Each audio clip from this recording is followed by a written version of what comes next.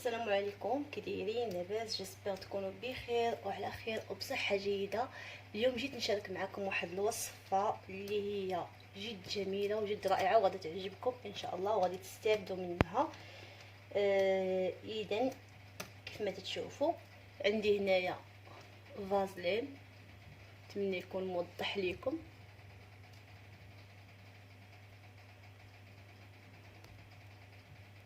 انا هنايا عندي هذه صغيره، ممكن تستعملوا فازلين البواطه الكبيره او تستعملوا ديك التوب اللي تتباع في الفارماسي. عندي هنا طرف ديال الشبه، اكيد كلكم عارفينه. هاد الوصفه علاش تطليق؟ هاد الوصفه تطليق لشعر الجسم، يعني هاد شعر الجسم باش تخلصوا منه تدريجيا ونهائيا. ومن بعد ما ديروا الحلاوه او من بعد ما تستعملوا آلة الحلاقه تنستعملوا هاد الوصفه. هاد الوصفه زوينه بزاف وغادي تهنيكم وغتريحكم وغادي تخفف عليكم المعاناه ديال كل مره واحد الشعر تيخرج في الجسم. وتطليق لجميع شعر الجسم، يعني جميع شعر الجسم، اي منطقه في الجسم تطلق لها الا يعني الوجه. اللي يحاولوا تجربوا واحد منطقه صغيره ولا تجربوا الوجه، تجربوا واحد منطقه صغيره. الا كانت ما عندكم حتى شي حساسيه، ما دارت لكم حتى شي حساسيه، من بعد ابليكيو على الوجه ديالكم. تطلق المناطق الحساسه تحت الابطين، جميع الرجلين، اليدين، يعني جميع المناطق ديال الجسم. اول حاجه كيف ما قلت لكم غادي نحتاجوا فازلين. انا ما عنديش فازلين كتب، استعنت بهذه عندي هذا الصغيورين. وغادي نحتاج واحد طريف ديال الشبه اللي تيجي بهذا الشكل اللي غادي ندقوه.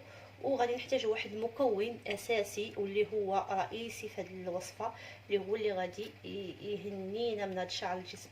اول حاجه غادي نطحن هاد او غادي ندق هاد الطرف تاع الشبه، وغادا نرجع معكم. غادا ندقو مزيان حتى يولي على شكل بودغ، وغادي نرجع معكم.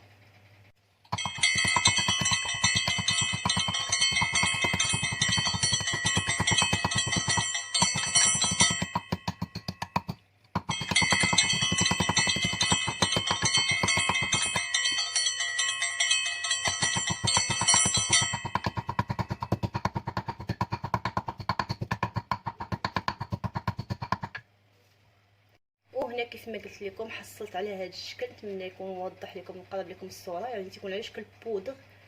انا هنايا غادا نغربلو باش ما يبقاوش فيه دوك الحبيبات، وغادا نرجع معكم. وهنا كيف ما قلت لكم جبت واحد، تجيبوا واحد البول ولا واحد الزليفه ولا شي حاجه اللي تغربلوا فيها. يعني هاد الشبه من الاحسن ما يكونوش فيها دوك الحبيبات خشنين باش ما تجرحش الجسم ديالنا، وفي نفس الوقت يعني تكون رطبه، تكون باش ملي نخلطوها تجينا بحال شكل كريم. يعني نتخلصوا من هاد الحبيبات الغلاظ هادو ما عندنا ما نديرو بهم، او نعاودو ندقوهم ونرجعوهم. وفي هاد المرحله غادي ناخذ فازلين ديالي.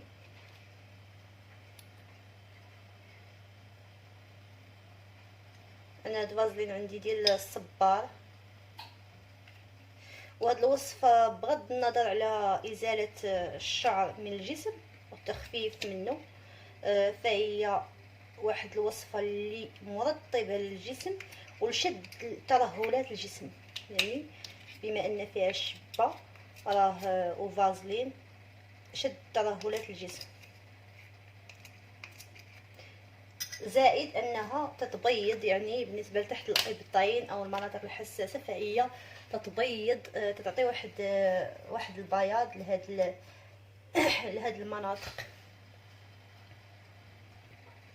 تنخلطوا هاد المكونين حتى تنسجموا لنا مزيان. هانتوما شفتوا فازلين انا درت تقريبا واحد يعني جايه المعلقه كبيره، ما كاملاش، واحد المعلقه ونص صغيره. نتوما ديروا معلقه الا كان عندكم، غادي نديروا معلقه كبيره ديال الفازلين. من بعد ما نخلط الخليط ديالي مزيان بهذا الشكل، غادا نمشي لكم المكون الاساسي واللي فيه فوائد كثيره واللي الصراحه عنده واحد المفعول خطير في التخلص من شعر الجسم، في شد الترهلات، في يعني المناطق اللي تعطي واحد الليونة الترطيب للجسم.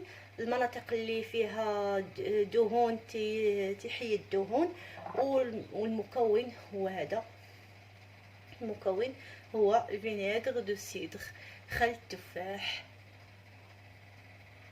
اتمنى يكون موضح امامكم. هذا المكون اللي هو اساسي مع هذه الوصفه. اللي ما بغاش يدير الشبه يستغني عليها، ولكن الفازلين مع خل التفاح فهو شي حاجه اللي ضروريه واساسيه.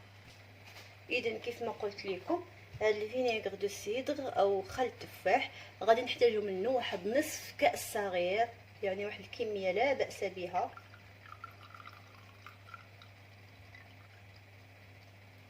نصف كاس صغير ديال الشاي بهذا الشكل. ومن الاحسن تاخذوا شي فينيغر اللي يكون شي نوع ممتاز، يكون نوع اللي تكونوا يعني من عند شي الاشخاص اللي تكونوا موثوق فيهم او من الصيدليه. اذا هنايا غنبداو نضيفوا الخل ديالنا وحنا تنخلطو.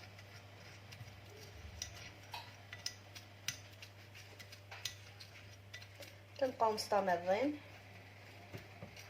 حتى تنسجم لنا الخليط. هو تحتاج واحد شويه الوقت، يعني عطيوه الوقت ديالكم.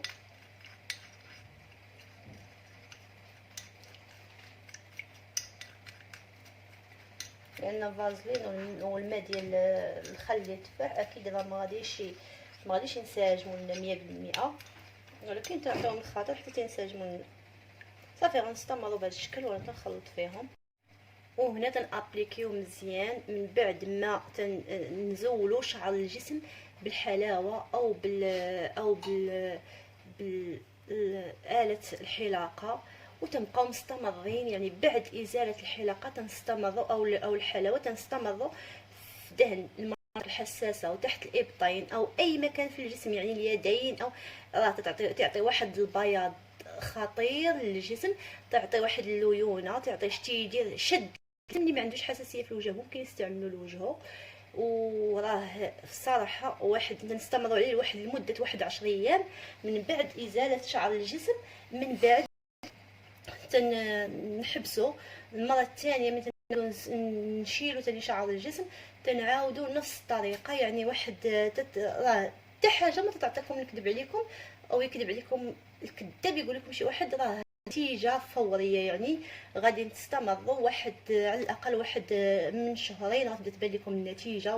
الشهر الاول غتبدا تبان لكم النتيجه ان شعر الجسم غادي يقلال وما غاديش يبقى تينوض بسرعه. ومن بعد تدريجيا غيبقى غادي تيقلل حتى غتخلصوا منه نهائيا، والجسم ديالكم غيولي ليه واحد البياض اللي هو رائع. واحد يعني الشد، يعني الحلاوه. حنا عارفين الحلاوه تدير واحد الارتخاء بالاخص اللي تستعمل في المناطق الحساسه.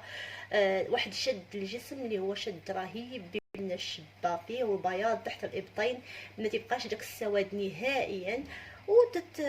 غتحصلوا على واحد النتيجه اللي غادي تعجبكم، واحد النتيجه اللي نتيجه جميله. وانتم تشوفوا كيفاش الجسم كيفاش تيتشرب الجسم ديالنا هاد السميد.